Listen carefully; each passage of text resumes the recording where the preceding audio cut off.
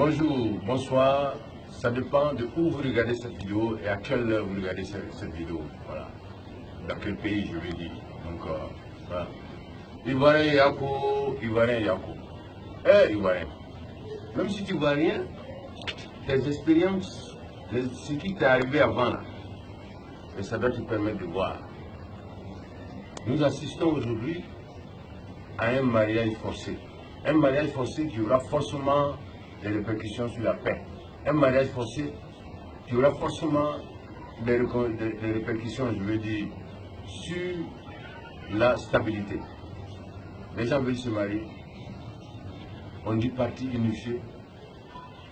Alors on sait qu'au sein des partis même, les gens ne sont pas d'accord. On dit PDCI, RDA, Parti démocratique de Côte d'Ivoire. Un parti où il n'y a aucune démocratie. Le chef dit que c'est comme ça et c'est fini. Comment notre génération peut accepter ça? Rassemblement des républicains. Quand le chef dit que c'est comme ça, tout le monde suit. Et c'est comme ça qu'ils ont fait ici. Hein. Tout le monde a suivi Gbagbo. Un pays.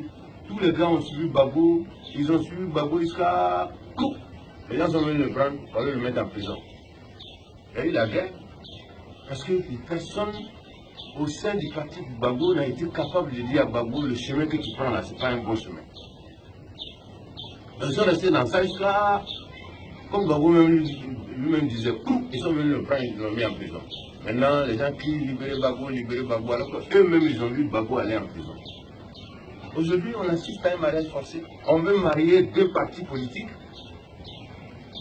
sans demander l'avis des militants de ces partis-là. Alors ceux qui sont en train de les marier là, ils sont vieux. Ils sont vieux. Alors si on les marie de force, je dis que ceux-là ne seront pas là. Qu'est-ce qui va se passer?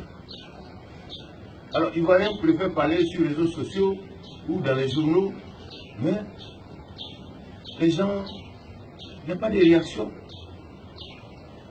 Ne nous retardez pas, hein, parce que nous on a envie de créer les États-Unis d'Afrique. Dans les années 60 là, il faut nous la retarder aussi.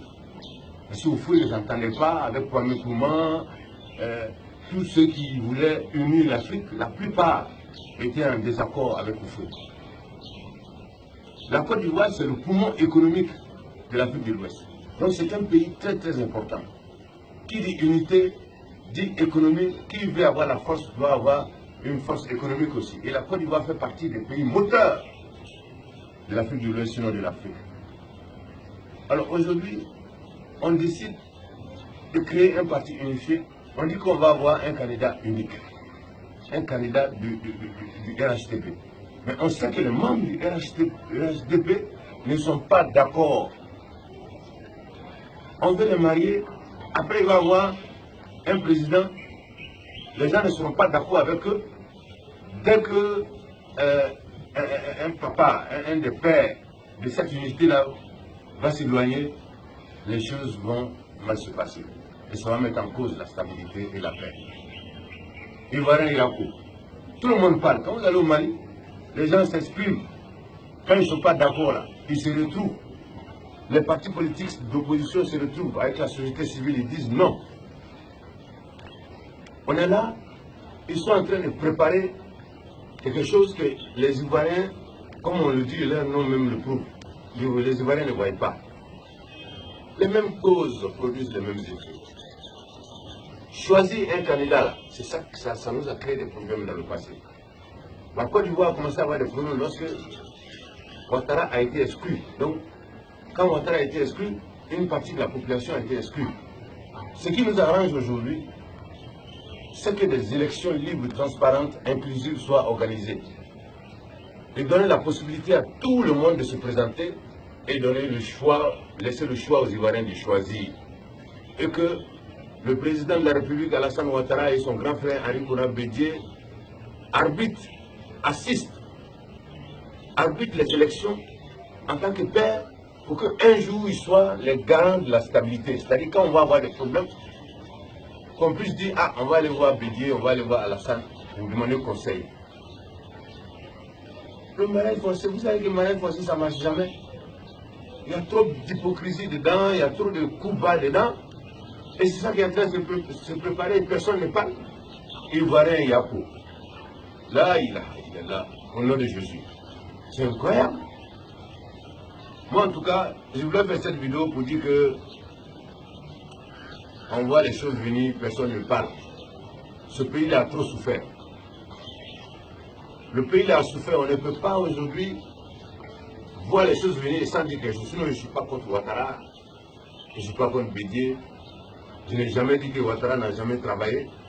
Si quelqu'un est bien placé pour savoir aussi que Ouattara a bien travaillé, c'est moi. J'ai des preuves. Il y a un pont dans mon village. Moi, je ne pensais pas que de mon vivant, le pont là allait être fait. Ce pont là est fait aujourd'hui. C'est un pont qui relie mon village à la frontière de la Guinée. Et ce pont là a été fait. On n'a jamais dit que Ouattara n'a pas travaillé. On parle de demain. Après Ouattara là, qu'est-ce qui va arriver à la Côte d'Ivoire? Qu'est-ce que nous on va devenir? Est-ce qu'on va retomber dans la guerre? Ou bien on va connaître la paix définitive? C'est ça la question. Ivoirien Yako. Ça, c'est mon avis sur l'actualité sociopolitique. Je ne suis pas contre quelqu'un. Je veux simplement dire ce que je pense en tant qu'Ivoirien, africain d'origine ivoirienne. Voilà un peu mon avis sur l'actualité politique. Mariage forcé ne marche jamais.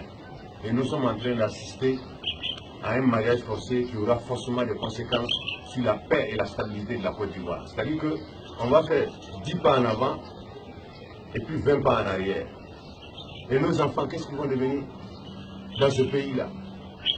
Ivoirien Yako, mariage forcé, c'est pas bon. Élection libre, transparente, inclusive, arbitrée par Alassane Ouattara et son grand frère Henri Konan Bédié. C'est ça qui peut nous sauver. Ça, c'est mon avis. Hein. Gardez cette vidéo. Parce qu'avant, j'ai chanté. J'ai parlé à Bédié avant, il n'a pas écouté. J'ai parlé à Abdeyi, il n'a pas écouté. J'ai parlé à Babou, il n'a pas écouté. Voilà mon avis. C'est mon avis. Hein. Je peux me tromper, je suis un homme. Un humain.